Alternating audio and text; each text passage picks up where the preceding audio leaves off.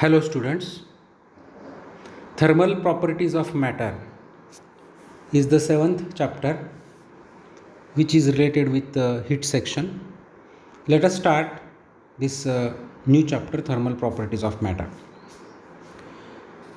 In previous lessons we have studied that all the physical quantities in mechanics, they are related with the three fundamental physical quantities, that is length, mass and time. All the other physical quantities, they are expressed in terms of this length, mass and time, these fundamental physical quantities. Now the fourth physical quantity which is fundamental, and it is temperature, and that physical quantity is important for this chapter, thermal properties of matter. What is exactly heat and what is temperature, that we have to know initially. Temperature and heat, these are the two different concepts, these are the two different physical quantities. What is exactly heat? The sensation of hot or cold which produces heat is called as heat, which produces energy is called as heat. The mother feels the temperature of her child by touching its forehead. That sensation of hotness is nothing but the heat. A cook throws few drops of water on a frying pan to know if it is hot enough to spread the dosa batter. These are the different examples that whether that object, whether that body is heated or not, we check it by just sensation. Similarly, the feeling of hotness or coldness, or the sensation of hotness or coldness which produces heat energy, is called as heat. And what is exactly the temperature?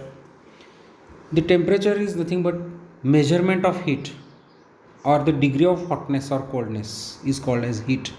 Thermometer is the instrument which generally we use to measure the temperature. So this question which is given here is the distinguish between heat and temperature. These are the different points of distinguish. Heat is measured in units of calories or kilocalories or joule, but temperature is measured in units of Kelvin or degree centigrade or degree Fahrenheit. We know that heat always flows from a point of higher temperature to a point of lower temperature, and temperatures decides the direction of flow of heat from one body to other body. It flows always from higher temperature to lower temperature. So average kinetic energy, total kinetic energy is the present or representation of that heat and temperature. So this question, that is the distinguish between heat and temperature, is the first question. Now let us see the next topic, next unit of this thermal properties of matter. A change in temperature causes change in its dimension. For example, suppose we have a rod, and if that rod is heated, then its length increases. If suppose we have uh, a, a plate, a metal plate, if suppose it is heated, then its length increases, its breadth increases, means its area increases. And if suppose we have a cube and it is heated, then its volume increases, means when we heat any body, then there is a change in its dimensions.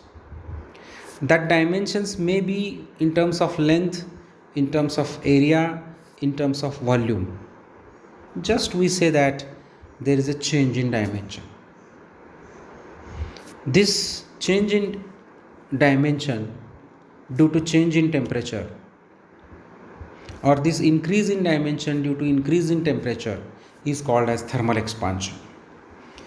So accordingly, the dimension, if there is a change in length, then we say it as linear expansion, and if there is change in area, then we say that it is areal expansion, and if there is change in volume, then we say that there is a volume expansion. In this way, linear expansion, areal expansion, and volume expansion, these are the three different types of thermal expansions.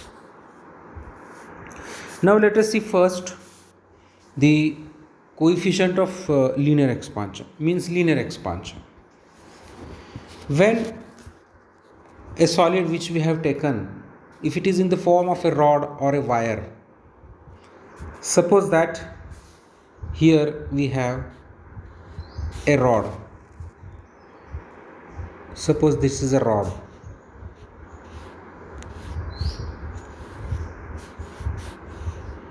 and that rod is having length, suppose L. L is the length of the rod,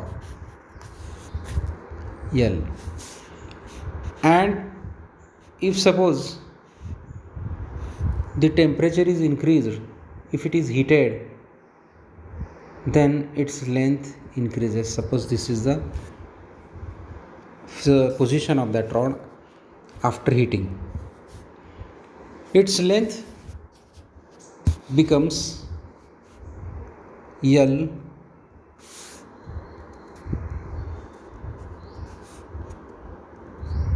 plus delta L, means delta L is the increase in length. Original length is L, final length is L plus delta L. So increase in length or change in length is L plus delta L. Let us suppose that this original length which we have written here is L0 at 0 degree centigrade, and this final L0 is the original length at 0 degree centigrade, and LT is the final length at T degree centigrade. This is the length at 0 degree centigrade, and this is LT is the length at T degree centigrade when we heated it to temperature T degree centigrade. Then how much is increase in length? LT minus L0, final length minus initial length, is the increase in length. This increase in length, it is found that yes, one more thing is that initial temperature is how much? 0 degree centigrade. Final temperature is T degree centigrade. How much is change in increase in temperature? That increase in temperature is suppose delta T, and it is nothing but T minus 0, means T, increase in temperature. So it is found that experimentally this increase in length is directly proportional to original length at 0 degree centigrade, as well as this increase in length is found that it is also directly proportional to the rise in temperature, increase in temperature T. Now if you combine both of these two equations with each other, then we can write that the increase in length is directly proportional to original length as well as rise in temperature T, both. So directly proportional to L0 into T. Therefore LT minus L0 is equals to, here we have to take a constant, and this constant is suppose alpha L0 T. This alpha is a constant of proportionality, and that alpha is called as coefficient of linear expansion. Alpha is called as coefficient of linear expansion. So what is the value of alpha from this equation? We can write the value of alpha as alpha is equals to LT minus L0 divided by L0 into T. This is the final equation of coefficient of linear expansion. So here is a question that determine an expression for the coefficient of linear expansion in solid, and here is this final equation, LT minus L0 upon L0t. This one is the final equation of coefficient of linear expansion. From this equation we can define the coefficient of linear expansion. How it is to be defined? Let us see its definition. Next question. See here, this is the question. Define coefficient of linear expansion of a solid, and for that let us use this formula. Alpha is equals to Lt minus L0 divided by L0 into T. Suppose that if L0 is equals to 1, L0 is equals to 1 means original length is suppose 1 unit, and rise in temperature or increase in temperature is suppose it is also 1 means unit, then alpha becomes equals to Lt minus L0. This original length is 1 meter or unit, suppose unit length, and this increase in temperature is again 1 degree centigrade or 1 Kelvin means unit, then alpha is equals to Lt minus L0. From this data we can define the coefficient of linear expansion. So coefficient of linear expansion alpha is defined as the increase in length of a solid per unit original length, means original length is unit 1, per unit per degree rise in temperature. Per degree rise in temperature means per unit rise in temperature. So here is the definition of coefficient of linear expansion. The coefficient of linear expansion is defined as, or linear expansion of a solid is defined as increase in length of a solid per unit original length at 0 degree centigrade per degree rise in temperature.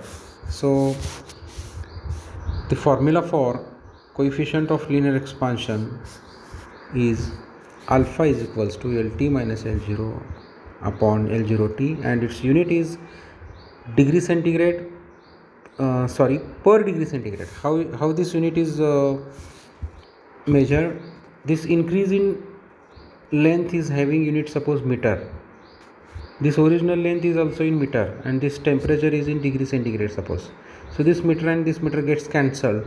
So unit is per degree centigrade or per Kelvin. Per degree centigrade or per Kelvin is the unit of this coefficient of linear expansion alpha. And dimensions m0, L0, T0, because there is only temperature. From this unit we can write the dimensions.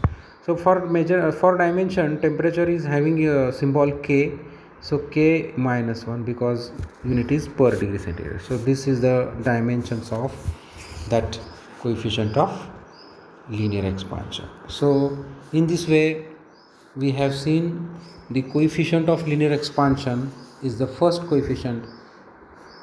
Tomorrow we will see this second expansion, that is areal expansion, and from that coefficient of areal expansion, and third one is volume expansion, and from that coefficient of volume expansion. Okay, thank you all of you.